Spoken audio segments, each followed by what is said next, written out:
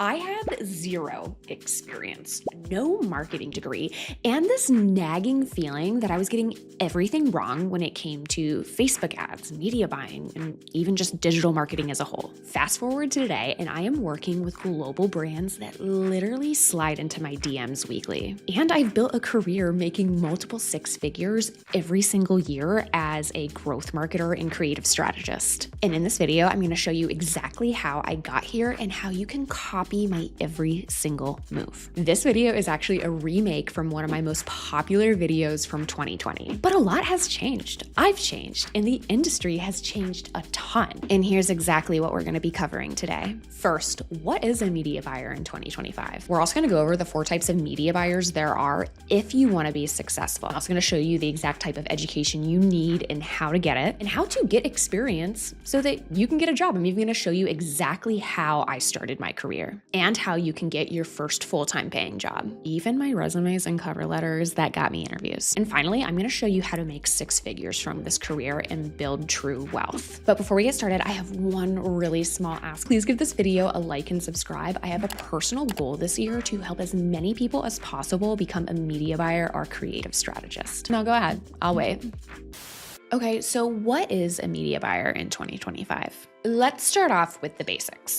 So for this video and for my work, a media buyer is someone who strategizes, creates, and manages paid advertising campaigns across digital platforms. So Senator, we run ads. Senator, we run ads. So primarily this is gonna be Facebook, Instagram, TikTok, Snapchat, and Google. But here's the twist. In 2025, media buying isn't just about simply launching a Facebook ad. So how exactly has the role evolved? It's so crazy because even just a few years ago, being a media buyer was all about the targeting and meticulously managing and optimizing an ad account. But now the game has changed quite a bit. And one of the first big things that's changed is automation is now everywhere. So a lot of the actual media buying has been completely automated thanks to AI advancements. Tools like Meta Advantage Plus and Google's Performance Max now actually handle a lot of the manual tasks that I used to personally do, testing audiences and placements and even ad creatives. Another big thing too is that creative is absolutely king to succeed, especially on Meta ads. So media buyers today need to have a really sharp sense of creative strategy. It's not just about running the ads, it's actually about being able to create and develop creative that really resonates with the audience. So in 2025, I'd say that the most successful media buyers are 50% media buying and growth and technical execution on these ad platforms, and 50% creative strategy. This blend of technical skill, but also high emotional EQ is what really tends to set people apart nowadays. And I'd say the most successful media buyers have this really important mind shift change that you need to make right now as well. Your goal should not be to be a media buyer. It should be to learn how to grow businesses. So I've worked in this industry for over 10 years now, and I've noticed again and again that there are 4 types of media buyers that end up almost always making 6 figures. And I'm curious to see which one you guys are, so be sure to let me know in the comments. So the first type is the one that I am, a media buyer / creative strategist. So of course these people launch and manage the ads and campaigns as a media buyer, but they also contribute heavily to the creative strategy and actually decide what types of ad creatives you're actually going to be running. And to be honest, this is a massive role, and I often find that at some point a brand or an agency absolutely has to separate this role into 2 different people. However, I'd say that if there is an opportunity for you to define yourself as a specific media buyer, this is an excellent one to do if you want to grow and candidly make a lot of money. These people very often become directors and senior directors at ad agencies and brands. And I often find that they're also really good at managing people. I've also seen a number of these people also turn into agency owners as well. And the second one is a media buyer / conversion rate optimization specialist, aka someone who also makes landing pages. I'd like to say that these people are funnel enthusiasts, and my big hint here is that there are not enough of these people. If these people are good, I very often see them becoming directors or even VPs at agencies and brands. I've also seen a number of these people end up becoming specialty agency owners. So maybe they specialize in owning a conversion rate optimization agency, or they decide to focus on a specific niche or industry like consumer product product goods. Think like a Nick Sharma. Now, the third type of media buyer is someone who is super technical. They are your data and analytics enthusiasts. This one was really never me. But these people are media buyers, but real numbers people. They are enthusiastic about overall business metrics and really like to live in spreadsheets. These type of people end up becoming your VPs of growth or revenue. I also think they make really great agency owners. Think like a Taylor Holiday. And the final media buyer is unfortunately the dying breed. This is just your traditional media buyer. However, I still think that some people could survive being a traditional media buyer if they also were cross-platform. So they didn't only specialize in Facebook ads and TikTok ads, but they also specialized in Google ads and Snapchat ads and other emerging ad platforms. Now, of course, if you don't fit into any of these roles, that's okay. This industry is literally changing almost completely every 6 months or so. So there's probably going to be another media buyer hyphenate type of role that's going to be opening up within the next few months. That's wildly important to our industry. And if you already think that you know what that role is, let me know. So let's talk about what you need to know to become a media buyer in 2025. And I'm going to get really specific here. First things first, you do not need a marketing degree at all. I don't have one. None of the great media buyers that I know have them. But if you are working on getting a marketing degree, don't panic. Just know that you are getting a really great foundation for fundamentals that media buyers have to learn later. But again, not really necessary to become an actual media buyer. Now, there are going to be a few different educational sections here, and I actually think the best way to begin is to really understand the types of interview questions that you're going to have to really nail to get that full-time position. And the reason why is because this is going to really help you prepare for what you're going to need to excel in this type of role. So here are the education questions that you need to prep. These are the exact things that I prepped for when I was going through this process of getting a full-time job.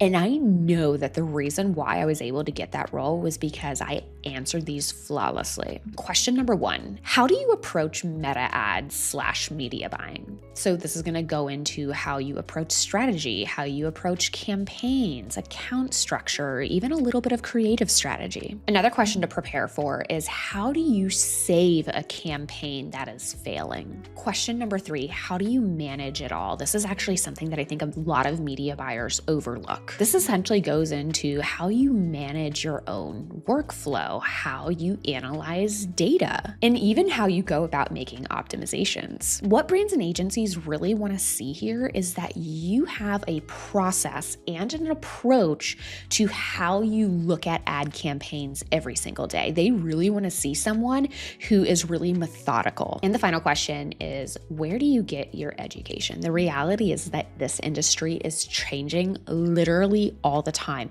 So how do you make sure that you are up to date on best practices? How do you make sure that you are really in the know with what's going on the platform or different types of creative strategies? Brands and agencies only want to hire people who can manage these core questions. Next, let's talk about free resources and education. Yes, you can pay for a course to turn you into a media buyer, but to be honest, with a little bit of legwork, you can find all of this information for free, readily available online. There are 4 main places that I'm always checking to stay up to date. Number 1 is, of course, YouTube. You are watching me right now on YouTube, and there are a ton of great YouTubers that I really respect for putting their stuff and their POV out on media buying. There's also a lot of junk, I'm not gonna lie, but I would actually say look for the people that are currently working as media buyers, like Mac Rosenwater, like Charlie T, like Nick Theriot. These people are literally in the trenches all day, every day, and I really respect their POV. But there are a ton, and I'm gonna link all of my favorites in the description below. And next up, are newsletters. I actually think that media buyers really underutilize newsletters because I find that a lot of people that actually have good ones go super in depth on the subject matter that they're talking about for that specific day. So here are a few of my favorites. I would say subscribe to them all, read them all, but over time you'll realize what your favorite ones are, which ones that you really connect with. But I actually find that newsletters are where I'm able to go much much deeper on a, specific topic, specific tactic or strategy. And that really ends up being more beneficial to me than a lot of the YouTubes, unfortunately. Next up, podcast. I will say I am kind of on the hunt for a new media buying podcast. I used to listen to Tier 11's Perpetual Traffic when Molly Pittman was on it. I also love Smart Marketer. But to be honest, right now, I'm listening to a lot more general marketing or general growth style podcasts.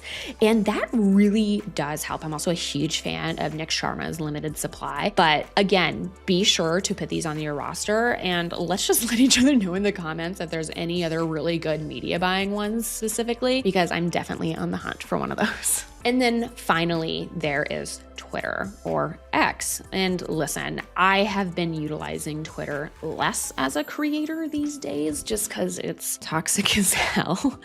But I will say there are still a ton of great creators that are putting their stuff out on the platform. And to be honest, I still find that it's the most up to date on specific platform changes. And it's still the top place that I can go to source information from people. So what I've actually done is I've put a Twitter list of all of my favorite follows there so that you guys can go and follow that and already follow everyone who really knows their stuff on that platform. Okay, now let's talk about tools that you need to know as a media buyer, or tools that are going to really help you as a media buyer. Because the reality is in 2025, you're not just going to be managing the ads. You're also going to be utilizing tools to improve workflow, creative analytics, and of course, data analysis. And I also find that agencies and brands really want people who already know how to utilize these platforms a little bit, or at least know about them. So the top ones that you're gonna need to know about are Motion for creative analytics. It's actually where I do all of my creative reporting. And they also have a ton of amazing free educational resources. Be sure to sign up for their newsletter. Be sure to look out for their free webinars. They are incredibly valuable. I'm also the chief evangelist of Motion. This is a platform that I have believed in for a long time. If you have any questions about them, please let me know. I'm super happy to answer them in future videos. Next up is Foreplay. If you're ever wondering how people are saving tons of ads into swipe files, they're generally using Foreplay. I used Foreplay for years. It is a really great platform. And then of course, there are the attribution softwares like Triple Whale, Northbeam, Rocketbox. There's a few others. Hyros.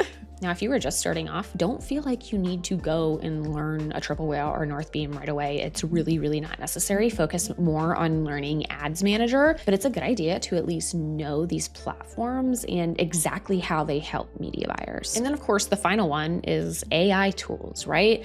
I'd say, again, one of the biggest changes to happen to this industry over the last few years is the introduction and adoption of AI. So I'd say that if you are a media buyer that's trying to find a full-time job, figure out your approach and relationship with AI. How are you using ChatGPT? Are you using Claude?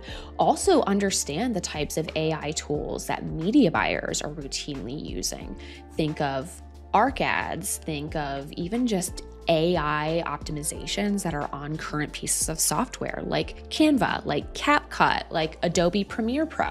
And the last thing that I want to talk about in this education section is what I like to call the 3 C's: certification, courses, and communities. Now, I'd actually say the communities is probably going to be your biggest hack and the most important thing in contributing to your education as a media buyer. You need to find other media buyers. And yeah, you can do that in the comments section of a YouTube video or even on Twitter. But I'd say honestly, the best ones are the ones that are a little bit more isolated. And this is definitely something that's changed quite a bit since 2020. Back in 2020, I was using a lot of private Slack communities. And there are a few now, like Nick Sharma's Limited Supply Slack community. That's a great one. But today I'm actually finding that there are a few communities that really move the needle. Like the Foxwell group is amazing. It's one that I'm a part of, but it does cost to become a part of that community. And it's maybe not the best for people who are really junior and are trying to get into the industry. For those people, I'd actually recommend finding a media buying group that is a little bit more local. I've actually found that there are some Facebook groups that are really great, like the Facebook Ads Mastermind Philippine group, which is of course a little bit more local. But if you can find that type of group, and if you know that type of group, be sure to let everyone know in the comments, because those are the places that I find are actually the real hack to having great conversations, meeting other media buyers, and honestly, getting those jobs. And then as far as certifications, do you need a Facebook ad blueprint certification or a Facebook ad certification? Not necessarily. I got one once, but this was over 5 years ago. And I don't even see that that's really something that's super necessary in today's modern era. In terms of courses, there's a lot of fluff out there, but there are a number of courses and a number of groups that are incredibly beneficial to media buyers. I know Nick Theriot has one that's really successful, and his group is really tight knit. So if you can find things like that, that's something that I'd absolutely prioritize, candidly, over certifications or courses. But a lot of these people have courses too, which again, if you're trying to cut down on time, can be a really great move. Now let's talk about how to get experience, because here's the thing, unfortunately, no one's gonna hire you full-time unless you have experience as a media buyer. I know this really feels like a catch-22. It sucks, but it's the reality. However, if you're lucky, you can learn on the job. Maybe you already have a marketing job that has media buyers on staff and you can learn from them. But unfortunately, most people, myself included, needed to figure out a way to build up that experience before actually getting that full-time job. So in this section, I'm going to show you how to get those first gigs, where to find those opportunities, and how to prepare even more so that you stand out. Let's attack the big elephant in the room. How do you get those first pieces of hands-on experience, even if it's small? So here's how I would get started. Number one, you can begin to freelance. So you can offer to run ads for small businesses, local brands, or even friends that are entrepreneurs. And I know you're hearing this one and you're probably rolling your eyes and you're just like, yeah, like if I had knew people where I could run ads, I would have already done it. But to be honest, you don't know until you ask. One of the big lessons that I had when I was trying to get those first pieces of experience was I actually had someone ask me, hey, like, what are you looking to do? And I was like, oh, I'm looking to become a media buyer, but I'm having a hard time finding opportunities to build up more experience. And they were like, oh, I know someone. And to be honest, like, most people aren't going to come out and ask like what you want. So what I would actually start doing is start by telling people in your immediate network, start telling your family members, start telling your closest friends, hey, this is what I'm really interested in doing. And if they know someone like a small business, like an entrepreneur who wants help running their ads, then that might be the first place where you get that piece of experience. Don't discount it because it's someone you know. For me, it was someone that I knew that was able to connect me with people to get those first pieces of experiences. For instance, I just had an ex-boyfriend reach out to me who's in a band, and he was like, hey, do you think you could help me run this Facebook ad? And I was like, no. But when I was thinking about it, I was like, man, this would be a great opportunity for like a really new media buyer who needs some experience on the platform. Okay, number two, volunteer or internships. I know this is another one where many of you are going to be like, I don't want to volunteer. I don't want an internship. I want to get paid. I hear you. And I don't really suggest working for free in general, but I'd say, hey, reaching out to your favorite creators, people that you really admire, and seeing if there's any way that you can shadow them for a short period of time, for a month, for a quarter, to really build up that experience can make the difference between you getting that full-time job or not. It's honestly a really great way to get your foot in the door. And to be honest, I have a lot of you actually reaching out to me all the time. And I always know that the ones that are super serious about getting that experience are the ones, candidly, that offer up to do it for free. And candidly, if I was hiring, I wouldn't take it for free. I'd always pay people a little bit of something, but I always know that they're going to work extra hard and they're going to really be in it for the right reasons if they're willing to do it for free, candidly. Mm-hmm. Also, there are programs like Common Thread Collective's Accelerator program that actually trains people up on media buying. And I think that a lot more of these programs are going to start popping up. But I think that Common Thread Collective is really doing it the best right now and is absolutely worth a look for anyone who's eager to become a media buyer. Now, where are you most likely to find opportunities now? I find that the most reliable places to look for these types of gigs are going to be LinkedIn, Twitter, X, and Facebook groups, but the most reliable ones are going to be a part of those more private communities. So think the Facebook Ads Mastermind Philippines group, or even the Utopia group. In case you haven't noticed, it's really about who you know. This is actually a great part of the video to hit pause, and if there's someone in this industry that you really admire, you should slide into their DMs right now on Instagram or Twitter or something. Go ahead, I'll wait. Now, what do you need to prepare for these types of opportunities, right? The first thing I do is begin by building your portfolio. So if you do have experience, I would write down small case studies, even if it's just a paragraph with some screenshots. It doesn't have to be highly designed by any means, detailing what type of experience you've had in this industry. And if you haven't had any type of experience in media buying just yet, but you have had some in SEO or email marketing, write those up. Those things can often be great transferable skills. But if you do have a little bit of media buying experience, I would actually detail 1 to 2 campaigns or results that you've had in depth. Most importantly, highlighting the type of results that you were able to achieve. I also think making a website is wildly helpful for getting people to get to know you better and get to know your vibe and what you're about and why you're doing this. A simple 1-page portfolio site can go a long way in establishing a little bit of credibility. So use it to share your work, tell your story, and make it easy for people to contact you. Also, get active on social media. I know it's a little bit of an eye roll, but starting conversations with some of the people that you see on LinkedIn and Twitter can go a long way for just people starting to recognize your name. I would highly recommend that at least weekly to share your thoughts on media buying, connect with others, and even asking about potential gigs out there. Consistency here really goes a long way in showing that you're invested in the industry. And honestly, those are the only types of people that brands and agencies want to hire. Now let's talk about how I started my career and how you can get that first full-time job as a media buyer after you've gotten some experience, of course. So how I started my career, right? Not many people know this, but I actually started off my career as a humanitarian. So I graduated from college with a degree in creative writing, but I got my first job in West Africa where I actually worked for NGOs. That led me to my next role, which was a fellowship where I worked in India for a year. And as you can see, these 2 roles had absolutely nothing to do with marketing.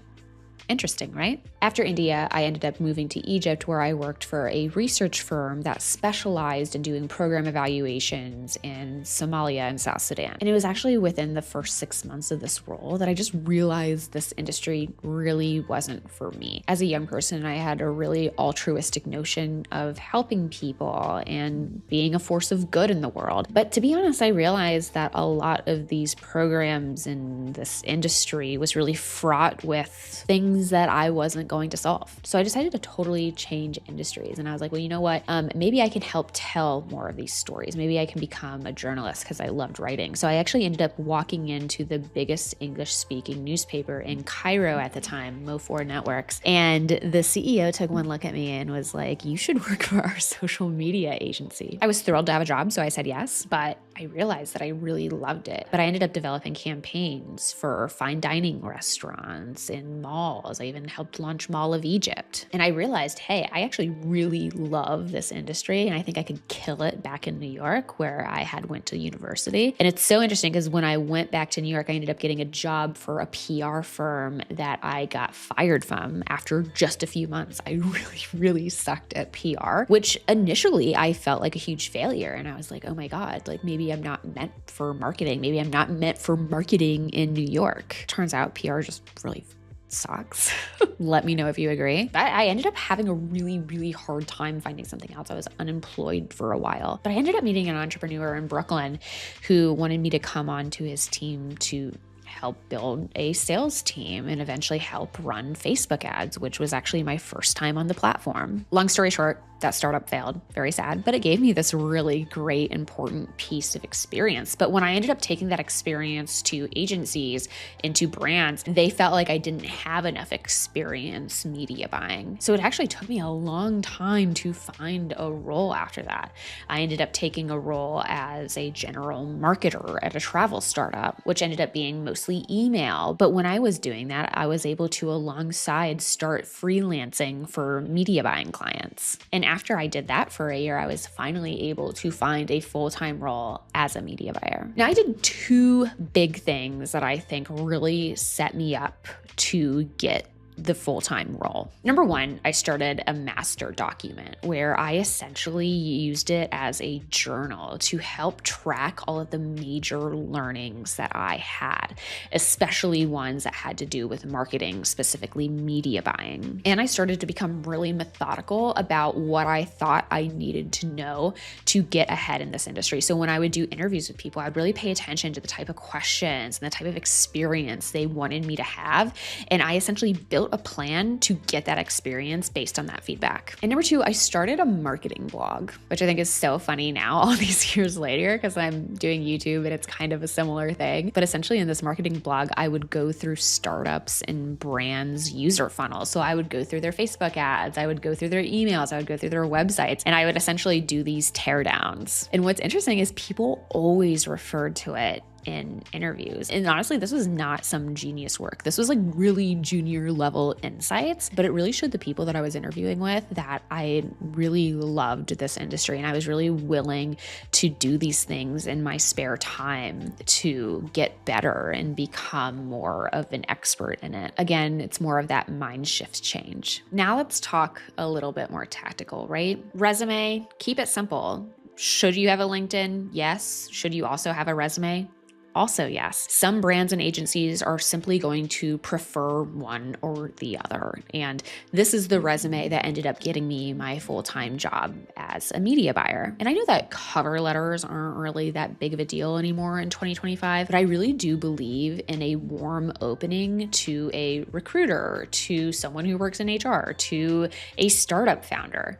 And I found that these were the emails and these were the messages that I sent that almost always got replies from people. I think the thing that's really important about this is you're mentioning where you saw that they were looking for someone. You can even say, hey, you might not be looking for someone, but I am interested to know if you are. And then I would really quickly list out in a bullet point fashion, hey, here's like a few things that you can know about me. Of course, I would name that first piece of experience in the first bullet. And then I would talk about what type of experience I had. And the final bullet point, I would essentially talk about what I'm looking for. And then I would mention why I'm interested in them specifically. Is it because they're in a specific industry? Is it because you noticed a post that the founder made? Make it something that's a lot more intimate than just something that you're going to spray and pray in the DMs. Honestly, anytime I see something that's like very clearly copy and paste, I not only delete it, I tend to block those people. Just a fact. Another really important thing that I would do is I would go ahead and copy and paste some of the results that I had from some of my gigs or my other pieces of experience so that they didn't have to ask for it. This is something that no one does. And if you have a little bit of that experience, even if you think that it's not that big and important, like I was literally talking about $1,000 budgets, anything here, I think, is enough to get people to notice. And then finally, where to apply. I honestly think the best places for media buyers to work initially is at agencies because you're going to be able to see so many different clients and different approaches. And if you are testing an ad strategy, you can also test out similar strategies across a wider book of businesses so that you're just able to get so much more experience and context for what works and what doesn't. And it's a lot of that context actually that just makes you a lot more of a confident media buyer in general. I find that all of the best media buyers at some point had a stint at an agency, and the best places to initially get those agency jobs are at smaller agencies. In fact, my first full-time media buying job was for a really small boutique agency. And then I ended up working for one that was quite a bit bigger and even went on to have an acquisition to an even bigger agency. So these things can really snowball. It really is just about getting that first gig. And I'd say the smaller agencies are where you can really make a bigger impact. And I just really wouldn't exchange that experience for the entire world. Here's the thing that everyone's curious about, right? How to make six figures as a media buyer. So whether you're just starting off or you're starting to gain that experience, it might seem a little bit unattainable, but honestly, things can really snowball quite quickly in this industry. And it's super achievable with the right strategy. So in this section, I'm going to break it down into 3 parts. Number 1, how I made 6 figures. Number 2, the easiest way to make 6 figures as a media buyer. And 3, how to build wealth beyond just being a media buyer. Let's dive in. So how I made six figures, right? Now, when I first started media buying, I did not have a clear plan for doing this. In fact, I didn't really think it was going to be super possible for me, especially right out of the gate.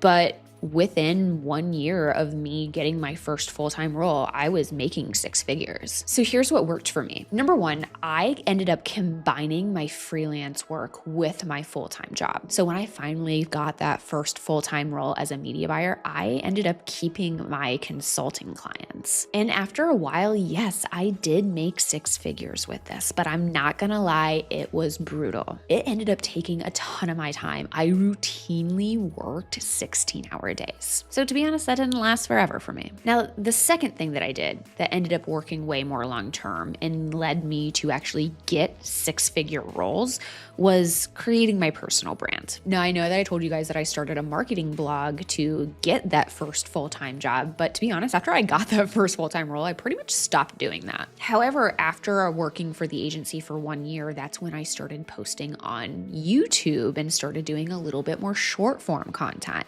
And this is really where things began to spiral for me. And don't worry, I'm not going to chill out some kind of coursey, icky spiel on how you have to have a big personal brand and be exactly like me. To be honest, even just sharing a few morsels of your point of view or even a few case studies can really move the needle in standing out for some of these jobs. However, what I will say about this YouTube channel, within the first 6 months of me having it, so you can actually go back and look at my first 60 or so videos, which were awful, by the way, this ended up leading me to getting a job that doubled my salary overnight. I essentially went from having a job that paid me $75K per year to $145K, which was life-changing. Now let's talk about the easiest way to make six figures, right? Because I think that for a lot of people, they don't want to, they're worrying about becoming a media buyer. They don't also want to worry about becoming a YouTuber or starting their personal brand. It is worth it, but I think there is easier ways to do this. And I will say that freelancing and stacking your clients is going to be the number one easiest way to getting to that six-figure mark, especially if you're able to combine that with a full-time role. The reality is that managing 3 to 5 clients that you charge $2 to $3 grand per month will easily put you in the six-figure category. And I know when you start freelancing, you're probably going to be charging hourly. I definitely charged hourly. I think that when I first started media buying gigs, my hourly rate was anywhere between $50 an hour to $75 to $100. And now I'm charging $1,000 to get on a call with me for 1 hour. So that's really how quickly these things can spiral. But where you want to start pushing clients, especially after you develop a longer term relationship with them, is pushing them more into retainers, right? So instead of pushing clients for one-off services or having that hourly rate, try to lock them in for a bigger engagement. This will give you more predictable income and save you a lot of time trying to chase down more clients. Also ask for those referrals. Okay, so say you start gaining experience as a media buyer, and then you get a full-time job. And that leads to you making six figures. I hate to inform you, but once you reach that, it's not like you get a big gold star or check mark and you're just done. What you're going to realize the more success that you get is honestly the more success that you want. So how can you carry this momentum and truly grow wealth in a life outside of your wildest imagination? Because to be honest, being a media buyer at a brand or agency is not going to actually grow your wealth. You're never going to make that kind of big multiple six figures type of money working for someone else. So you have a few choices, and maybe they're obvious, but I think it's worth considering. Number one, you can start an agency or you can start a brand. And it's interesting, I've had a ton of people ask me over the years, Dara, why don't you start your own agency? And to be honest, I consider it like once or twice a year. And ultimately, the reason why I haven't is because I worked at a lot of agencies and I'm not personally lit up by that type of business, to be candid. It doesn't really speak to my core.